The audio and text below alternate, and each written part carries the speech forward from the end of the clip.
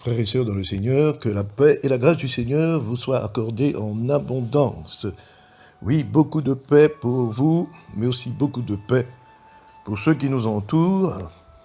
Nous sommes des porteurs de paix, et si nous sommes remplis de paix, bien sûr, nous pourrons partager avec les autres. Ce matin, je suis heureux d'être avec vous, de pouvoir partager avec vous ces quelques paroles.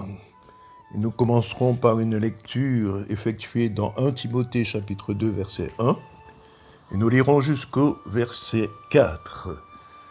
L'apôtre dit « J'exhorte donc avant toute chose à faire des prières, des supplications, des requêtes, des actions de grâce pour tous les hommes, pour les rois et pour tous ceux qui sont élevés en dignité, afin que nous menions une vie paisible et tranquille, en toute piété et honnêteté.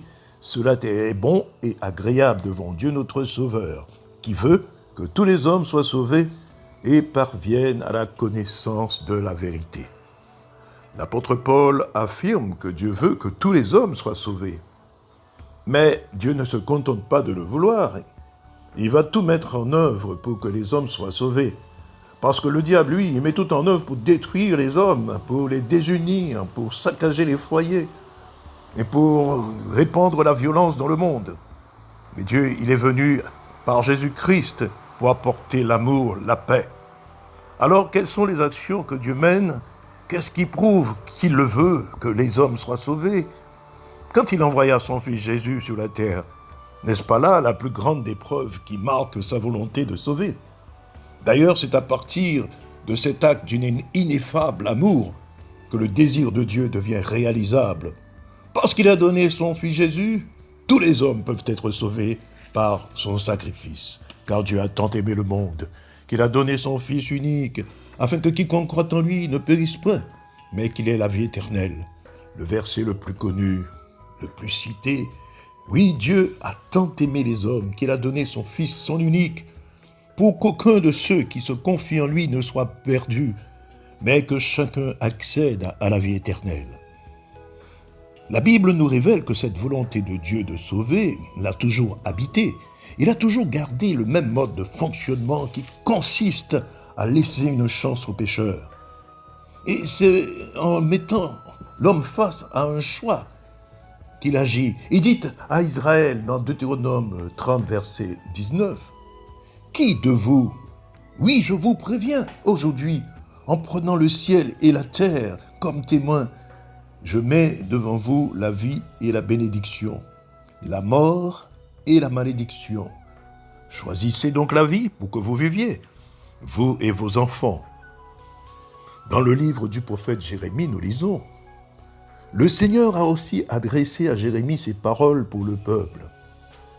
Voici un message du Seigneur. Je vous donne le choix entre la vie et la mort. Devant vous, il y a la route de la vie et celle de la mort. Donc personne ne pourra dire « Mais Dieu ne nous a rien proposé ».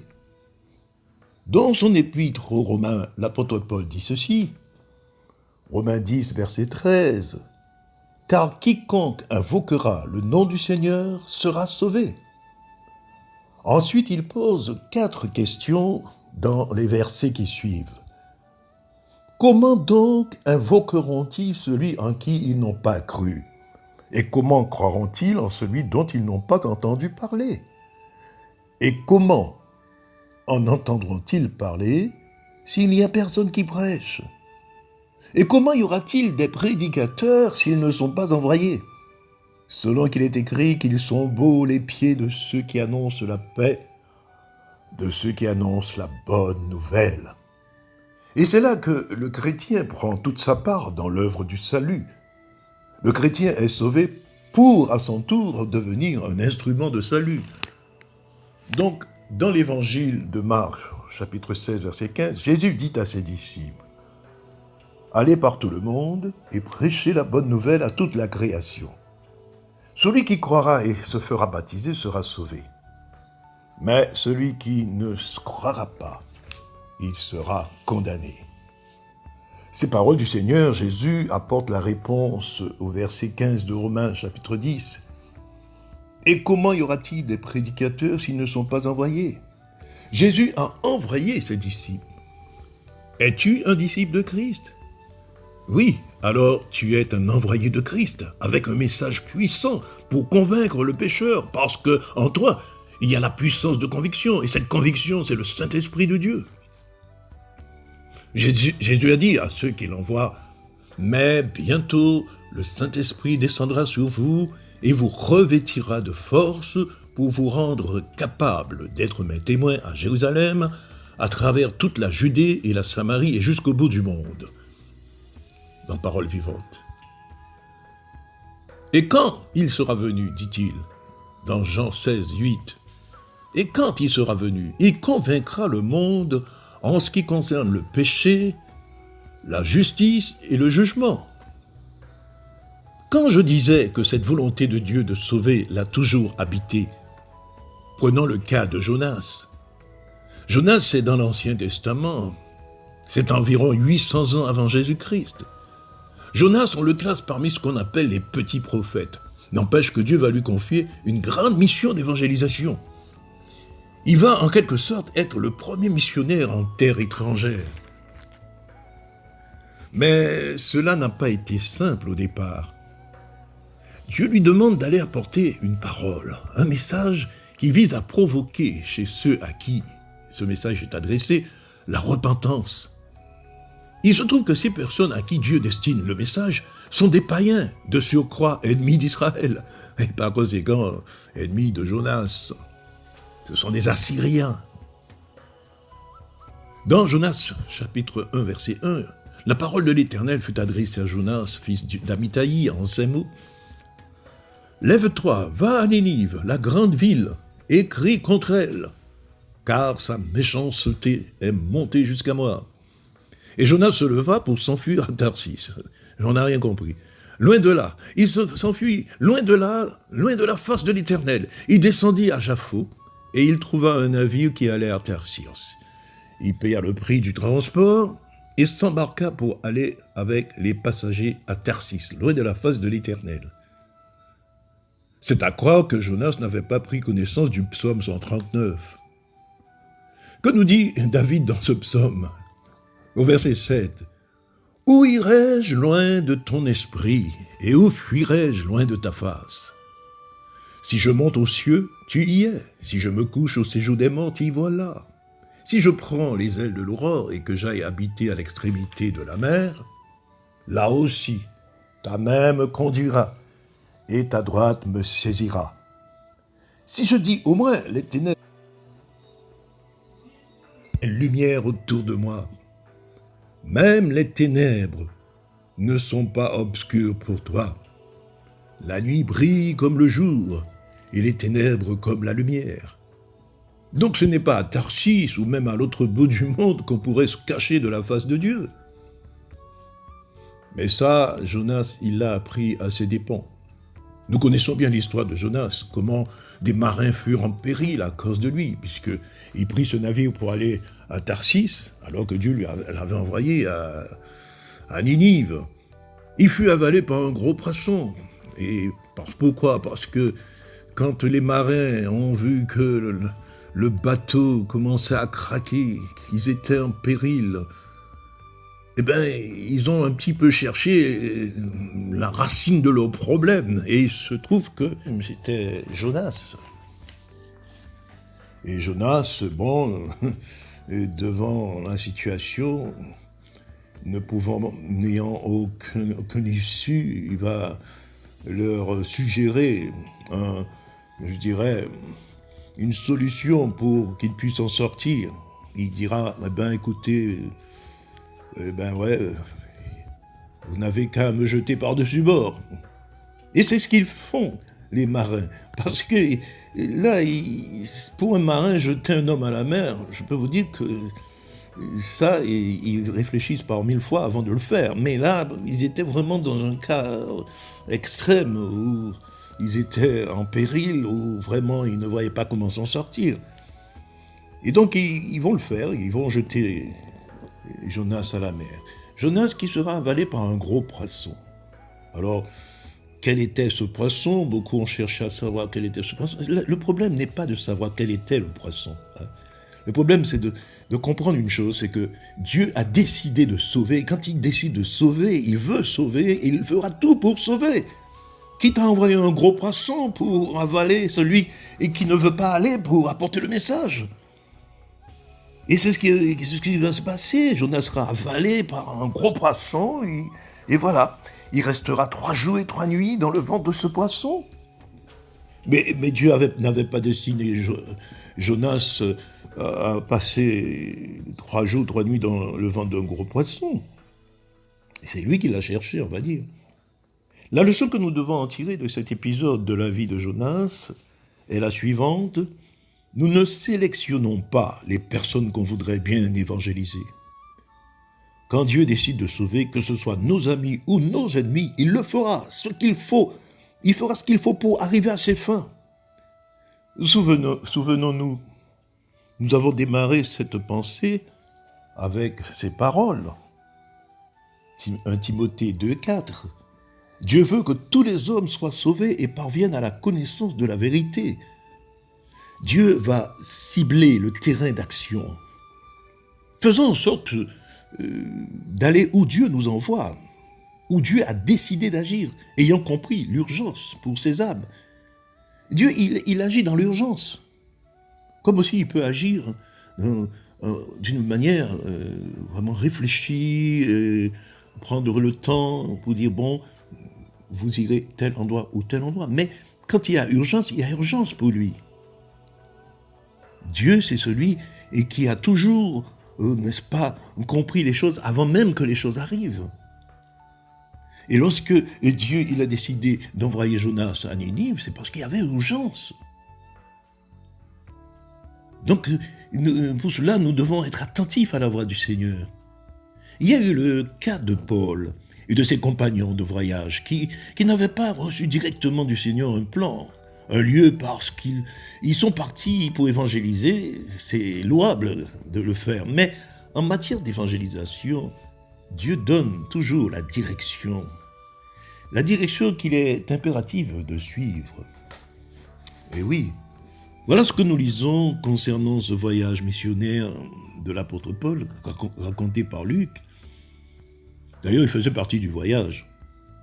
Ayant été empêché par le Saint-Esprit, acte 16, verset 6, ayant été empêché par le Saint-Esprit d'annoncer la parole dans l'Asie, ils traversèrent la Phrygie et le pays de Galatie. Arrivés près de la Mysie, ils se disposaient à entrer en Bithynie. Mais l'Esprit de Jésus ne le leur permit pas.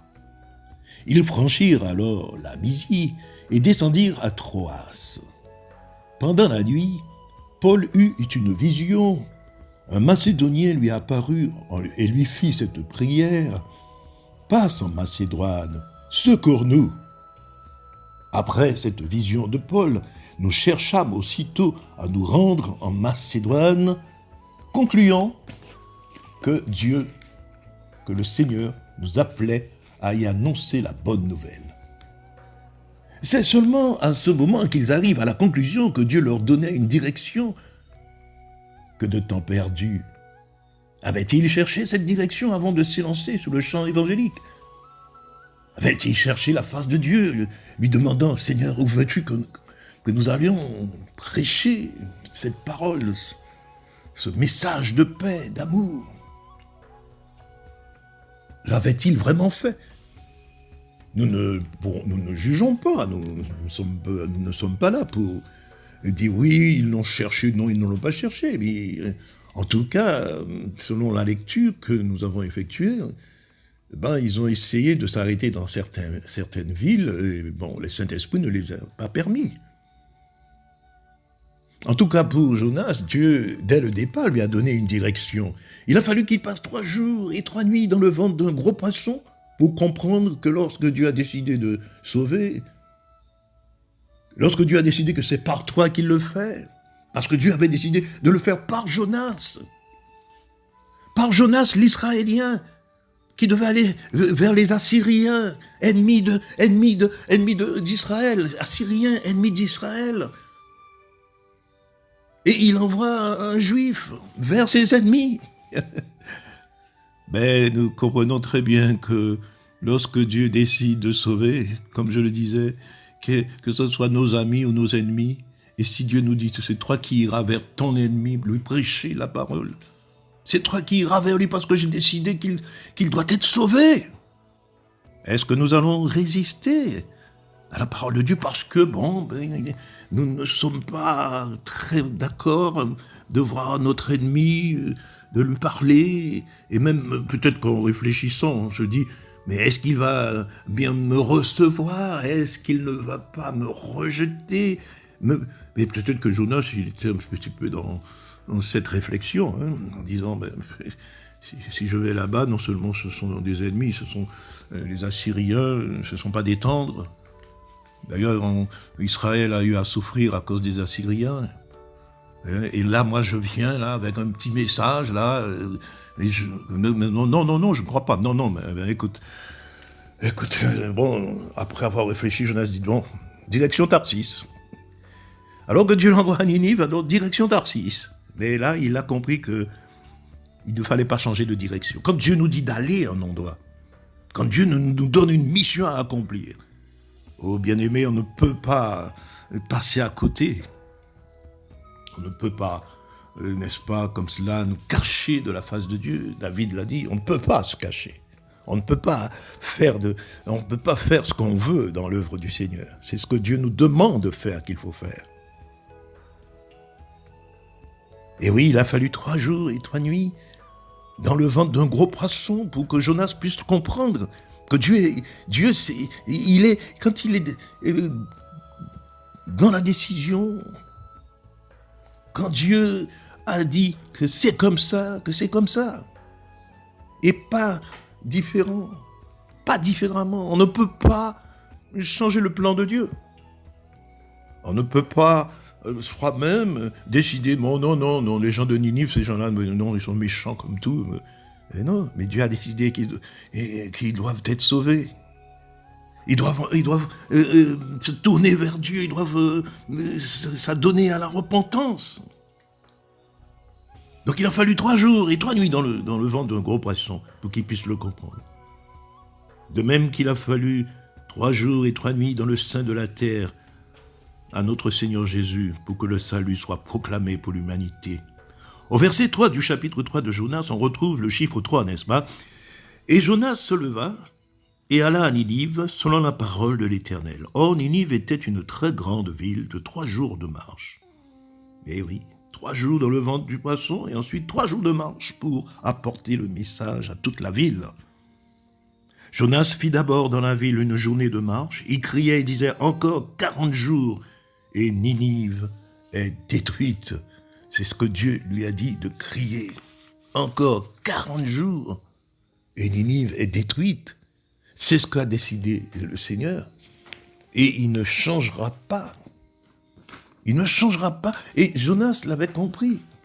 C'est pourquoi, voilà, Jonas qui, maintenant, il marche. Et vous savez, quand Dieu nous envoie pour apporter un message, nous sommes dans une marche. Quel que soit le temps que ça prendra, nous devons apporter le message que Dieu nous a confié. Il est dit dans le verset 5, « Les gens de Ninive crurent à Dieu. Ils publièrent un jeûne et se revêtirent de sacs, depuis le plus grand jusqu'au plus petit. »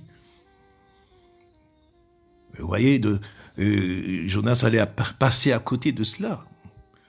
Une si grande conversion, une grande ville, une grande conversion. La chose parvint au roi de Ninive. Il se leva de son trône, ôta son manteau, se couvrit d'un sac et s'assit sur la cendre. Ce roi, ce monarque, cet homme dur, que rien ne pouvait, n'est-ce pas, faire plier, la puissance du Saint-Esprit l'a fait plier. N'est-il pas dit, qu'est-ce que Jésus a dit à ses disciples? Vous recevrez une puissance et vous serez mes témoins. Mais il dit cette puissance-là, le Saint-Esprit, c'est lui qui convaincra de péché, de justice. C'est lui qui convaincra. C'est lui qui fera en sorte que l'homme se plie devant la volonté du Dieu Tout-Puissant. C'est ce qu'il dit dans Acte 1, verset 8. Mais bientôt le Saint-Esprit descendra sur vous et vous revêtira de force pour vous rendre capable d'être mes témoins, quel que soit l'endroit, quel que soit le lieu, à Jérusalem, à travers toute la Judée et la Samarie et jusqu'au bout du monde. Mais aussi, il est dit, Jean 16, nous l'avons lu, Jean 16, verset 8, et quand il sera venu, il convaincra le monde en ce qui concerne le péché, la justice et le jugement.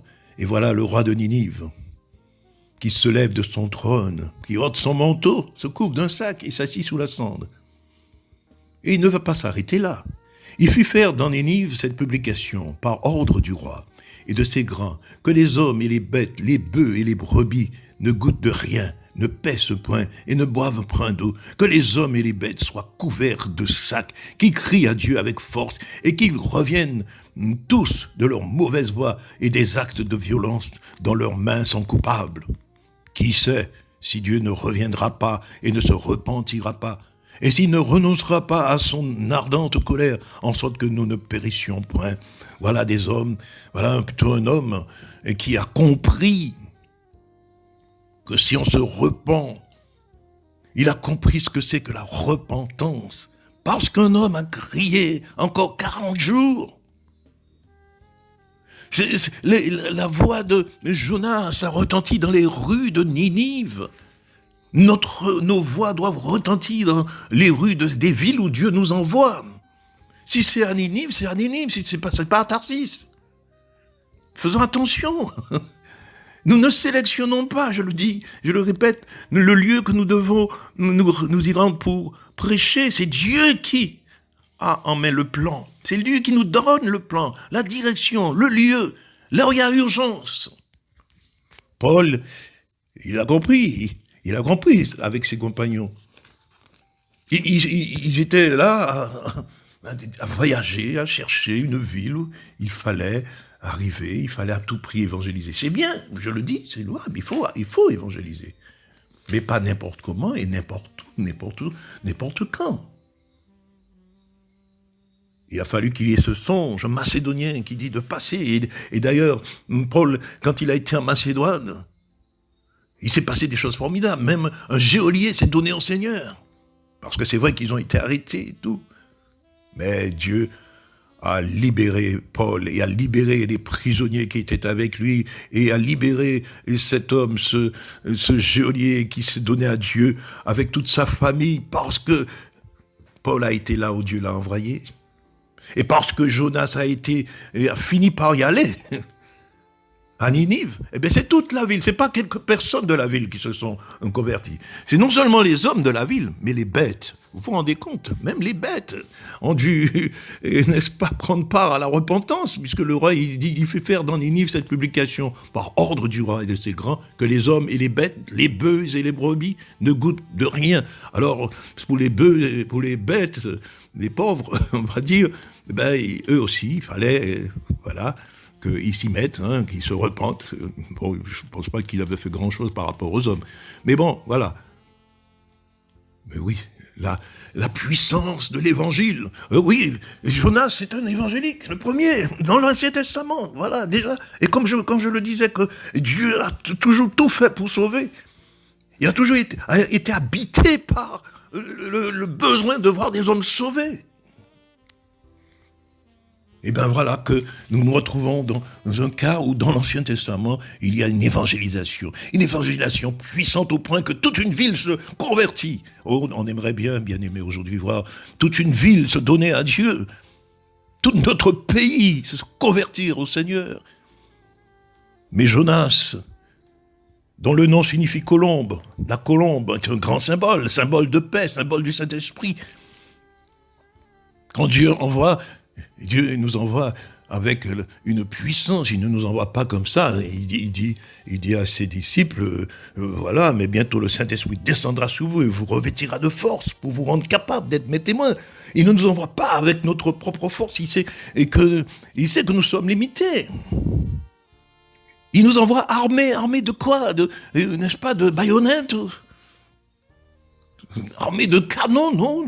Et vous serez revêtus de force, d'une puissance qui va au-delà de toute puissance. Une puissance qui va droit au cœur, pas pour tuer, mais pour, n'est-ce pas, redonner de la vie, revigorer. C'est comme si il s'est produit, n'est-ce pas, dans cette ville de Ninive, un grand réveil. Toute la ville va se donner, toute la ville va se repentir. Il y avait urgence et Dieu a envoyé Jonas. Jonas qui signifie colombe. Colombe qui est symbole de paix, symbole du Saint-Esprit. Il était armé, Jonas. Il avait en lui, Dieu a mis en lui cette puissance. Puissance de conviction. Ils ont été tous convaincus de péché, de justice et de jugement. Vous voyez, lorsque nous allons où Dieu nous envoie, nous assistons à des choses formidables, merveilleuses. Bien-aimés, oui, écoutons la voix du Seigneur. Et d'ailleurs, la colombe, c'est sous cette forme que l'Esprit Saint descendit sur le Seigneur Jésus-Christ, notre Seigneur. Hein? Et on dit du Seigneur Jésus, on dit du Seigneur Jésus, le Seigneur Jésus est le prince de paix. Et le Saint-Esprit, pour bien marquer qu'il est le prince de paix, va descendre sous la forme du symbole de la paix, la colombe. Et nous avons lu qu'ils sont beaux les pieds de ceux qui annoncent la paix. Nous sommes tous des envoyés de Dieu pour annoncer la paix, parce que nous avons avec nous la colombe. Ainsi, bien-aimés, lorsque Dieu nous dirige dans une voie, nous devons suivre cette voie. Lorsqu'il nous envoie dans un lieu, ne partons pas n'importe comment. Nous l'avons vu pour Paul. Tenons-nous devant notre Seigneur. C'est lui qui nous dira là où il faut aller, là où il y a urgence, là où il y a un besoin urgent, peu pressant. Question de vie ou de mort, comme on aime dire. Là, c'est question de vie ou de mort spirituelle. C'est bien pire. Mais Dieu, il t'envoie vers celui qui a vraiment besoin de lui, quand il faut, comme il faut. Alors, tenons-nous devant le Seigneur. Nous sommes tous des envoyés du Seigneur.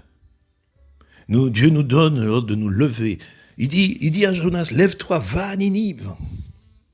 Eh bien, à Torsi, qui est son disciple, le Seigneur peut te dire en ce jour, lève-toi, va à tel endroit, va vers cet ami, va vers cet homme, va vers cette famille. Mais écoutons la voix du Seigneur.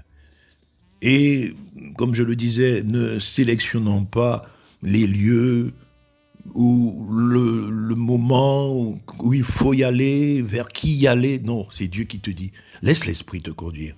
Laissons-nous conduire par le Saint-Esprit. Et que nous puissions faire l'œuvre du Seigneur. Je sais que le moment est difficile, mais il arrivera le moment où il faudra se mettre à l'œuvre. Il faudra profiter, parce que lorsque le Seigneur mettra une fin à cette pandémie, parce que c'est Dieu, parce que c'est vers lui que nous tournons le regard pour la fin de cette pandémie. C'est lui la solution, comme nous l'avions vu. Et il a la solution, et il va solutionner le problème. Dieu a toujours solutionné les problèmes. Il entend les prières qui montent vers lui pour que, n'est-ce pas, les hommes et les femmes soient guéris, délivrés. Alors, bien-aimés, tenons-nous devant le Seigneur. Et lorsque le moment sera arrivé pour partir sous le champ de travail, d'évangélisation, eh bien, laissons le Saint-Esprit nous conduire là où Dieu veut que nous allions. Que son nom soit glorifié et que ces quelques paroles, bien-aimés, restent dans nos cœurs pour nous faire du bien et chercher sa face encore, parce que nous pouvons déjà dire, Seigneur, vers qui tu vas m'envoyer, je veux écouter ta voix. Et je sais que tu veux sauver, tu veux que tous les hommes soient sauvés. C'est ça il faut se dire que Dieu veut que tous les hommes soient sauvés, et pour cela il a mis des plans d'évangélisation en place. Il a sélectionné. Il sait où il faut aller. Il va t'envoyer là où il faut aller. Eh bien, restons, n'est-ce pas, à l'écoute du Saint-Esprit. Que ces quelques paroles nous fassent du bien et que nous puissions toujours nous tourner vers notre Dieu. Que le Seigneur vous bénisse. Je voudrais prier, n'est-ce pas, un moment avec vous pour que le Seigneur nous éclaire, nous donne la vision, que nous restions en paix, parce que nous avons sous nous, la colombe, symbole de paix. Jésus dit, je vous donne ma paix. Je vous donne pas comme le monde donne. Quand il dit, je vous donne ma paix, je vous donne la colombe. Je vous donne l'esprit de paix. Que son nom soit glorifié. Seigneur Dieu Tout-Puissant, merci. Merci pour ta grâce. Merci pour ta parole. Merci pour cet amour qui est en toi, ce désir de sauver qui est fort. Et que nous devons avoir en nous aussi un fort désir de sauver par la puissance du Saint-Esprit. Bénis chacun de nous, ensemble que nous puissions, ô Dieu, profiter de ces moments pour bien revoir les choses devant ta face et aussi réfléchir, comme c'est écrit, au jour du bonheur, sois heureux, au jour du malheur, réfléchis. Et bien, voilà, Père, nous voulons réfléchir, nous voulons vraiment sonder les Écritures, profiter pour sonder les Écritures, profiter pour nous adonner à la prière non seulement pour les familles, pour l'Église, mais pour le monde, pour la délivrance, pour la guérison, au Père éternel, oui. Quand nous prions, nous crions vers toi. Eh bien, tu écoutes ces prières qui montent vers le trône de la grâce et tu exauces, tu délivres, tu guéris. Oh, bien sûr, cette pandémie aurait fait bien plus de victimes. Oh, multiplié par on ne sait pas combien, mais ta puissance, ta grâce, la réponse aux prières sont là. Sois glorifié pour cela, Père, et bénis tous tes enfants, qu'ils restent dans la paix, qu'ils gardent cette paix, qu'ils soient toujours avec la colombe de paix, l'Esprit Saint. Père, c'est au nom de Jésus que je te le demande. Voilà, bien-aimés, que le Seigneur vous bénisse. Au revoir.